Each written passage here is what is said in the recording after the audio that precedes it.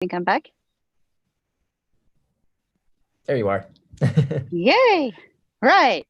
And I believe that we are live now on Facebook. Welcome to another session on At Home with Six Senses. I'm Anna Bierstam. I'm the wellness pioneer of Six Senses.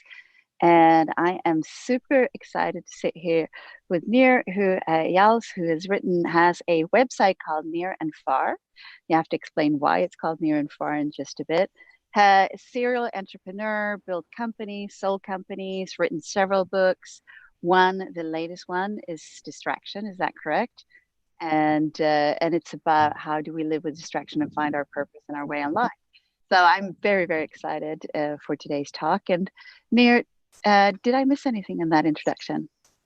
It was close. The book is actually titled Indistractable. How to control. Indistractable. That is correct. I knew that. It's called Indistractable: How to Control Your Attention and Choose Your Life. Yeah, and let's start with that as we just started with it, and we always go with the flow. Tell us a little Sure. bit about the book, and I think it's more relevant today than ever. Yeah, absolutely. I mean, the world is was distracting when I wrote the book. I wrote it back in. It was published in October, and since this whole COVID crisis, the world has become only a more distracting place. And so the book is really about how do we do what we say we're going to do in every aspect of our life? How do we live according to our values? And not just avoid getting distracted by digital devices, even though that seems to be the latest struggle with distraction, but in all facets of our life, whether it's choosing to exercise, but we don't, saying we're going to eat healthy, but somehow we don't, spending time with our family and friends, and yet somehow we flake out, or when we're with our family, we're also on the phone at the same time, whether it's saying we're going to do our work and stay focused and finish that big project or work on whatever we say we're going to work on, and yet we end up checking email or Slack channels or who knows what else instead of doing the hard project we say we're going to do.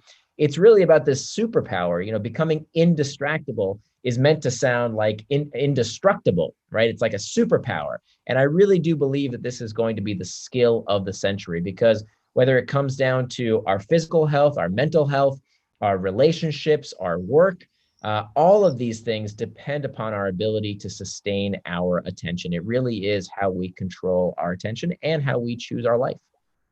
So, I mean, I agree with you. It is. And I know that you're very much into how do we break habits and those type of things. So, what is the answer to the golden question? Well, it's 5 years of research, so I can't give you the there is no magic A long bullet, but I answer. will. There's no magic bullet. Is there Yeah, any tips or I'll give you parts the of longer magic answer. bullets? The problem is, I think we search for life hacks. We search for turn off your phone. Technology is evil. Stop playing so much on your devices, and that is not the answer. That this is not a new problem. In fact, Plato talked about distraction 2,500 years ago. The Greek philosopher Plato talked about this very same problem. He called it akrasia in the Greek, which means our tendency to do things against our better interest. So this is 2,500 years before the iPhone and Facebook and all these things. This is part of the human condition, because what we don't talk about when we talk about distraction and procrastination is that these are not character flaws, right? There's nothing wrong with you. It's simply the fact that we don't have the tools to deal with the real cause of distraction. It's not technology. It's that we don't know how to deal with discomfort. That all procrastination and distraction is a desire to escape an uncomfortable emotional state. And if we don't Hmm. deal with that fact, we will always be distracted by one thing or another. So that's the first place to start. It's called mastering our internal triggers. And so I don't go into a lot of depth in terms of mindfulness and meditation. That stuff is great. I just feel like it's been written about kind of to death, so I didn't cover it in my book. If it works for you, great. But if you're like me and you're looking for other things that might work, then I cite studies from acceptance and commitment therapy. I cite some very practical techniques that anyone can use for this step one, which is to master the internal triggers. That's the first place to start. There are 4 big steps. So, what's the second step? I have to ask.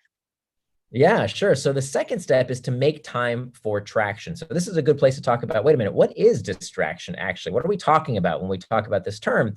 I think there's a lot of misperceptions around what distraction is, starting with if you ask people what is the opposite of distraction, Most people will tell you the opposite of distraction is focus, right? Not so much. The opposite of distraction is not focus. The opposite of distraction is traction. That if you look at the origin of both words, they both come from the same Latin root, trahare, which means to pull. And they both end, you'll notice, traction and distraction both end in the same 6-letter word. They both end in A-C-T-I-O-N. That spells action. So traction, by definition, is any action that pulls you towards what you say you're going to do, things that you do with intent, things that help you live out your values and be the kind of person you want to become. So that's traction. The opposite of traction is distraction. Any action that pulls you away from what you plan to do, anything that is not what you do with intent, that takes you away from your values and helps and doesn't help you become the person you want to become, those are acts of distraction. So why is this so important? This isn't just some interesting semantics. This is very important because this distinction helps us to understand that, number one, anything can become a distraction. So how many times have you sat down at your desk in the morning and said, okay, I'm going to get to work. I'm not going to procrastinate. I have to work on this big project right now. I'm going to get down to work. I'm not going to get distracted. Here I go. I'm going to get started right now. Nothing's going to get in my way. But first, let me check email. Right? Let me do that one thing on my to-do list real quick that feels good to just check off, right? To get some momentum. And what we don't realize is that is the most dangerous form of distraction, the kind of distraction that tricks us into thinking that what we're doing right now is what we really want to do when it's not. Because what we're doing So do you do emails? Of course I do emails. Yeah, absolutely. A lot? All the time. But here's the thing. Distraction is when you prioritize the urgent at the expense of the important. So when people check email, when they said they were going to do something else, they justify it by saying, oh, that's a work-like task. That's a worky thing to do, right? Well, if it's not what you plan to do, it is just as much of a distraction. It's the most dangerous form of distraction. So anything, even the productive stuff, can be a distraction.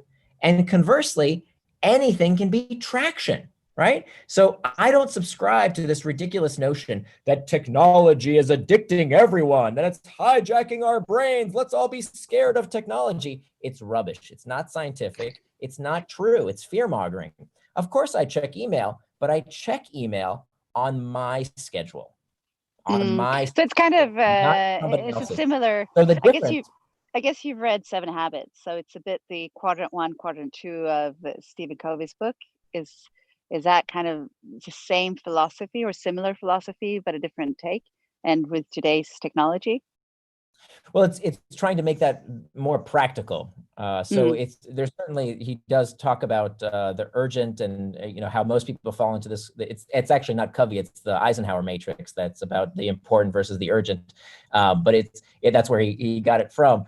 But it's really about understanding that you can do anything you want to do, right? You want to check Facebook? Great. You want to play a video game? Wonderful. You want to pray, meditate, walk around, do whatever it is you want to do, as long as you do it on your schedule and according to your values, not some tech companies, not because your customers or your kids or your clients say that it's time to do it, but to do those things on your schedule, not someone else's. Because the difference between traction and distraction is one word.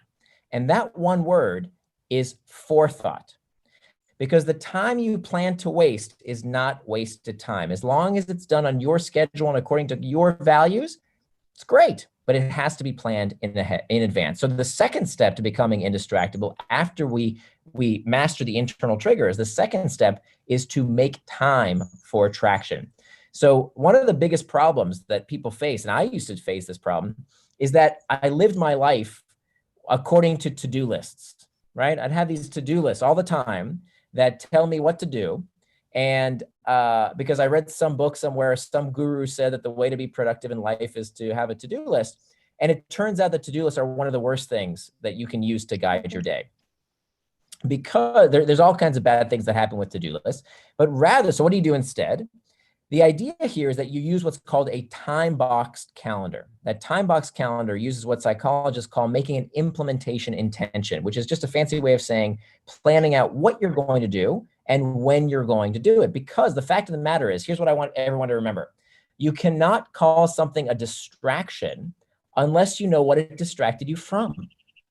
So if you have big open white space in your calendar, you cannot complain that you got distracted, because what did you get distracted from exactly?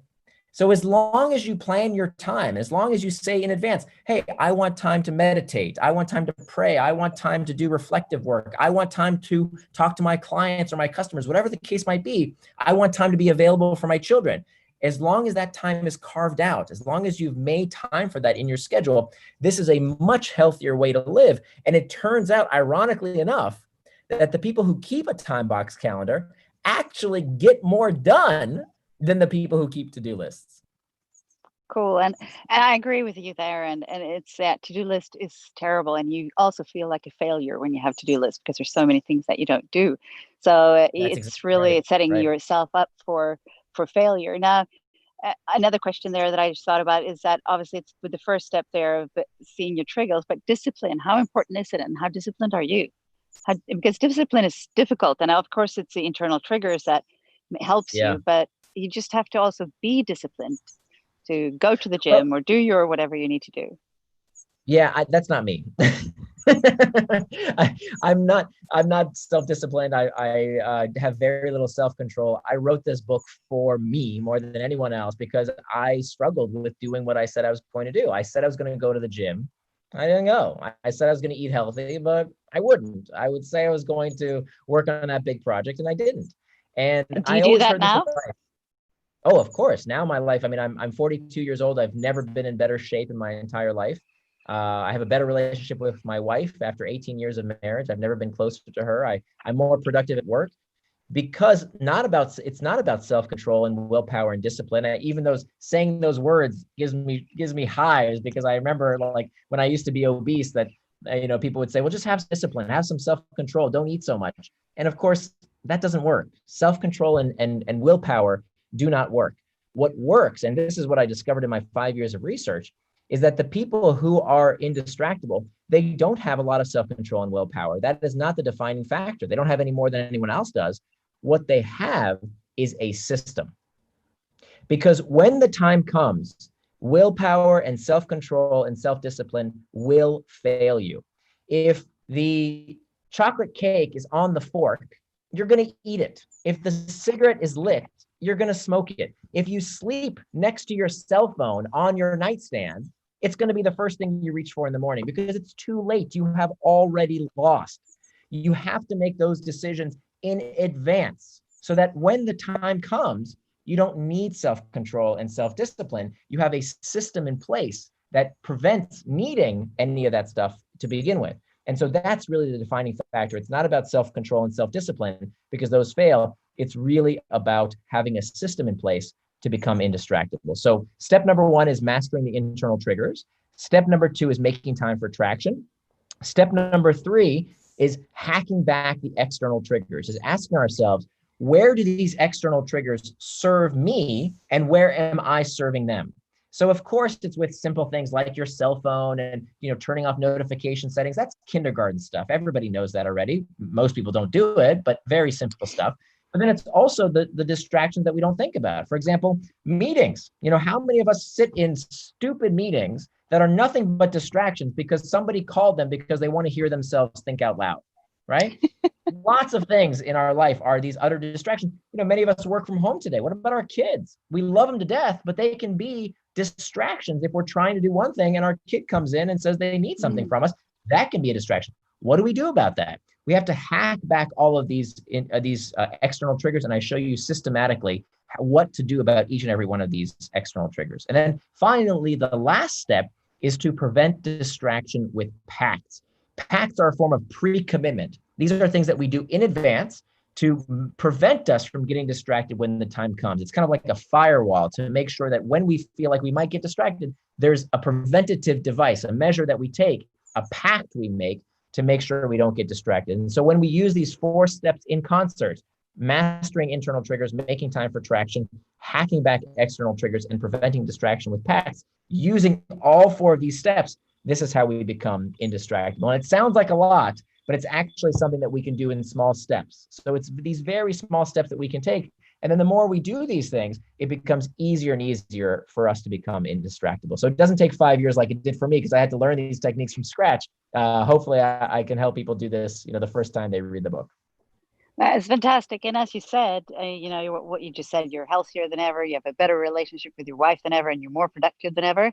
I think that's what we all want. But even before you read this book, you've been pretty productive, and you've been kind of a serial entrepreneur, and you've built companies and you sold them. I had my own company that also, so I've done the same, where you work 24 hours a day and take no salary for sometimes for years, and get your staff everything that you can. And then I built it. I operated it for about 20 years. It's Raison d'etre. And then I sold it today into Intercontinental Hotels, owns it, and it's fantastic to have done it. And it's obviously a very comfortable situation, but it's not easy. And I have to say, I did so many mistakes during this time. And please tell us a little bit about your journey, because I Yeah. feel for you, because you're doing it all Yeah. the time. Well, I'll say that, when I did build my companies, I didn't do it the right way, in that I neglected most of my values in life. And looking back, I'm not sure it was worth it. I neglected my health, at age, let's see, I'm 42 now. At age 35 or so, no, more than that, my early 30s, I got shingles. And I went to see my doctor, and he said, nobody gets shingles at 30 unless you are working yourself to death. And that's exactly what I was doing. I was working way too many hours. I was neglecting my relationships. I had basically no friends. If they were, the only friends I had were the people I worked with. I was neglecting time with my wife. I had a new baby who I was spending zero time with after, we spent a couple of weeks with her, and then I couldn't spend any more time with her because I was starting a business. So I don't think you get some prize for neglecting everything else in your life to build a business. I think anybody can do that. That's not very hard. And that is one strategy. I'm not going to judge that. If that's someone's values, do it. If that's what you want to do. But looking back, I didn't do that with intent. I thought it was the way it had to be done. But now I know that's not true. That in fact, I could have lived my life in a way that I was intentional about how I spent my time, so that I could make sure that I didn't neglect my health, my relationships, in such a way that I was putting all my eggs in one basket. I have to agree with you there, because if I would do this all over again, and it's just like you, and I think a lot of us are in the same boat. We just think that it's the way it has to be. I actually think, Yeah. and then you just work. And if I will start new companies as we go along, but I'm never going to do it the same way I've done, and I'm always going to make sure that I have time to do the things I love and connect with my children and all those things that are super important. But I think right now the whole world is a bit in this kind of wake up phase, where everyone kind of thought we have to be in the office every day and work lots of hours. We have to work all the time and not too private. And suddenly we're kind of waking Yeah. up and saying, we don't have to be in the office. We don't have to work all the time. We can do things differently. We can connect more with family. And I think this is a huge difficulty. It's like, and now that things are going back to normal. So for all of us, what would your advice be? Because I'm sure you've thought about this too right now. And what would your advice be? Because kind of the world is upside down, and we all Yeah. know that in the things that we can't control, but we can control how we spend our time. So what's your advice there? Yeah, you're right on that. I think two things have happened since this COVID crisis that makes the world much more distractible and distracting, which is number one, there's more anxiety. So when we have these negative emotions that we talked about earlier, these what I call internal triggers of stress, anxiety, fear, uncertainty, we look for escape, right? So if people don't have the tools to deal with discomfort in a healthy way that leads them towards traction, it leads them towards distraction. So that increased stress level, it makes people turn to something, whether it's consuming too much news, consuming too much booze, too much Facebook, too much football, whatever it might be. People are looking to get out of their heads because their heads are an uncomfortable place.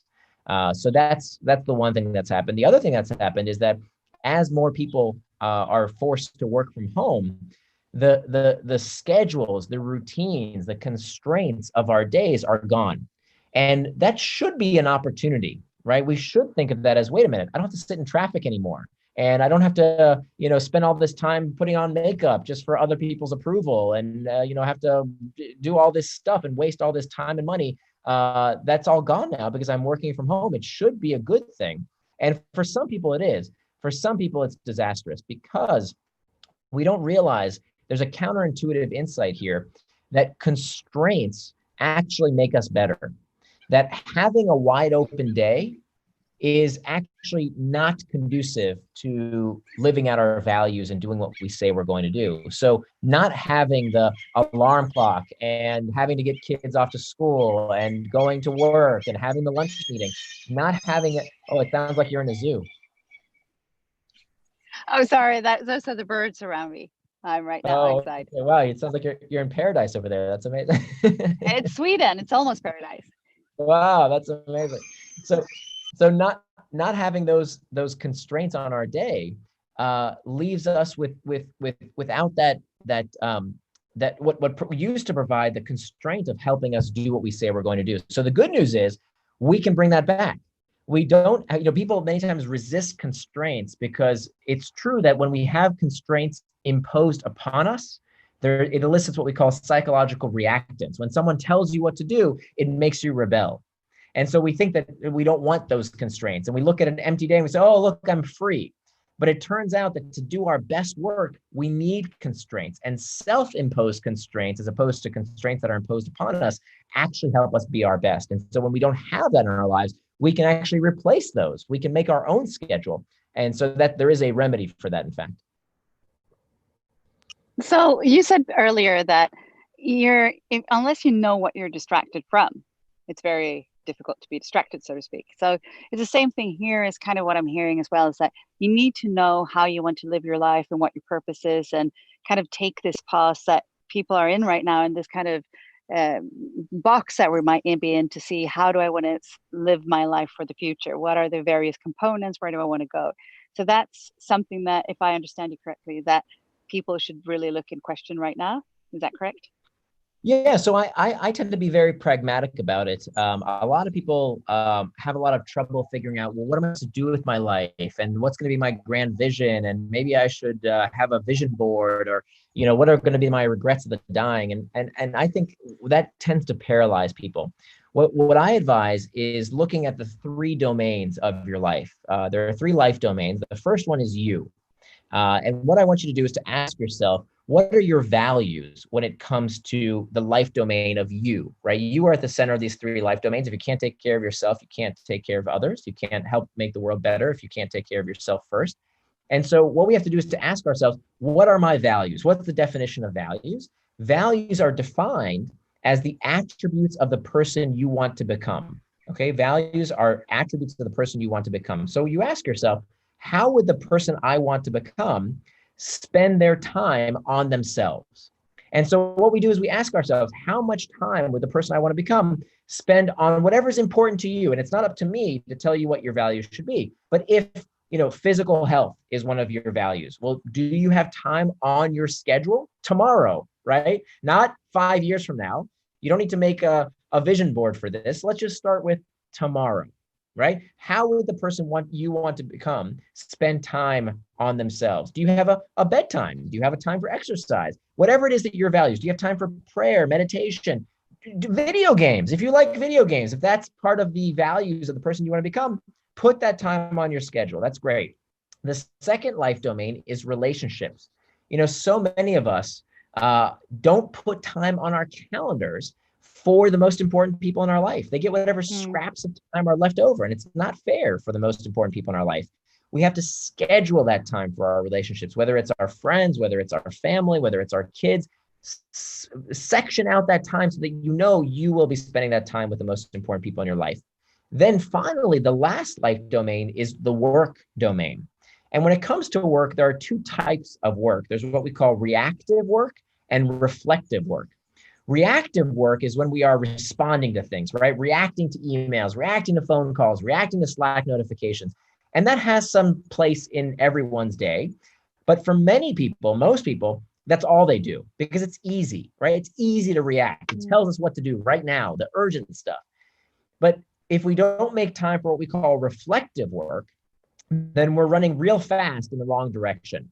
So in everyone's day in the work domain, you have to have time for reflective work, time to think, time to strategize, time to plan, and make sure you're going in the right direction. So I know that you can't spend your entire day doing reflective work, but we have to make sure that we plan that time as well. So in this very pragmatic approach, we don't have to plan that far ahead. We just want to plan tomorrow, right? And then maybe we plan the week. So in my schedule on Sunday evenings, I have 15 minutes every day where I just sit down and plan the week ahead. Now, it only takes 15 minutes. And in fact, I built a tool that anyone can access. I built a website that's totally free. It's called nearandfar.com/schedule hyphen maker. I'll say that again, nearandfar.com/schedule hyphen maker. Nothing to buy, nothing to sign up for, just a very simple tool I made so that everyone can build a time box calendar. By the way, you could do this in Google Calendar. You could do this with a pen and paper. It doesn't matter. But the idea here is that you start by turning your values into time in these three life domains of you, your relationships, and finally your work. Great. And sorry about that. So we have lots of people from all around the world right now viewing. And if you have any questions, please post them so we can ask them. I think I've asked a couple of those that has come up. But no, I think it's really important, and it's a planning tool and finding out and figuring it out. And we're also putting in, Anna Ramsey has already put all the websites in our comment field. So you will see that after. And well, if you're listening right now, you'll know how to get on to neelandfar.com, which is not a super complicated website, but it is. And also, I do think that it's really time for us right now to be indistractable, to become indestructible, so to speak, which is the key of this, and finding the purpose. Now, one of the last questions is, how has this pandemic, how has that kind of changed how you work and what you do, and how it has affected you?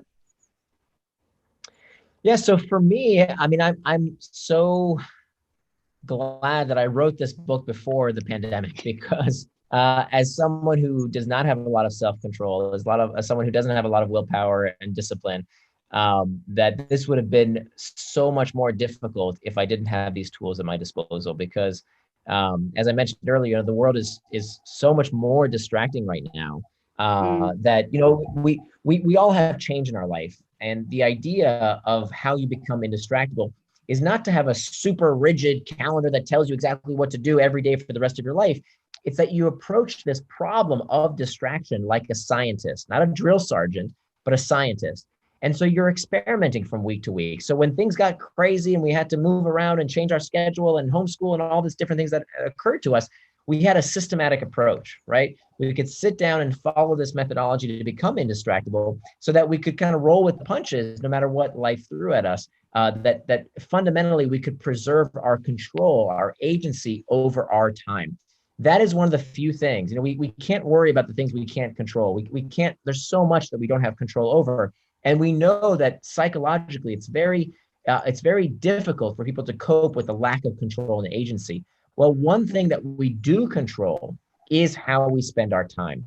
And so that's where we have to start, is by deciding in advance how we choose to control our attention. And therefore, that will be how we control our life, or choose our life, I should say. So you've really used this book for your own personal life, because otherwise you'd been in trouble right now for sure in the pandemic and every distraction that is there. And I think that's really, any final words or advice you want to say to our listeners? Yeah. Sure. I mean, I don't want to give the impression that I'm perfect and I never get distracted. I mean, I made up the term indistractable so I can define it any way I want. And so the definition of being indistractable is not that you never get distracted. It's that you know what to do when you get distracted. It's that you strive to be the kind of person who does what they say they're going to do. So the difference between someone who is indistractable and someone who is distractible is that the indistractable person learns from why they got distracted and takes steps to make sure it doesn't happen again. There's a wonderful quote by Paulo Coelho who said that a mistake repeated more than once is a decision. A mistake repeated more than once is a decision. So I used to constantly get distracted by the same thing again and again and again and be surprised every time. Whereas now that doesn't happen. Now when I get distracted, I know what to do about it. And I put systems in place to make sure it doesn't keep happening in the future. That's what becoming indistractable is all about. Again, I think that's really wise word, and I'm the one that meditates a lot, that mindfulness person who enjoyed that. Although, and one thing, but and you think that when you do all of those kind of vipassanas and other things, and I'm also shaman, so I work with all kinds of stuff and whatnot, and you think that then you don't get angry or you don't get frustrated and you don't get Yeah, in a bad mood. But all of those things happens. It's just a matter of sure. what do you do when that happens. So it's kind of the same but different. Is that it gives you tools on if you're distracted, what do you do? Right. And I'm super happy that me and the birds around me have been able to talk to you today and give all these advice. Nearandfar.com and his fantastic book, Indistractable. And for himself, you have got better relationship, better health, and more productive. That's something that we all want. So go and read that book. And thank you, Near, so much for today. It's been a great conversation, and I, for once, have learned a lot. So, Thank wishing you you the best so much. day and look forward to cooperating with you at Six Senses in various ways as soon as the world opens up in any way that it chooses. Absolutely. Thank you so much for having me. It was a pleasure. Stay well. Thanks. You too. Take care. Bye bye. Bye.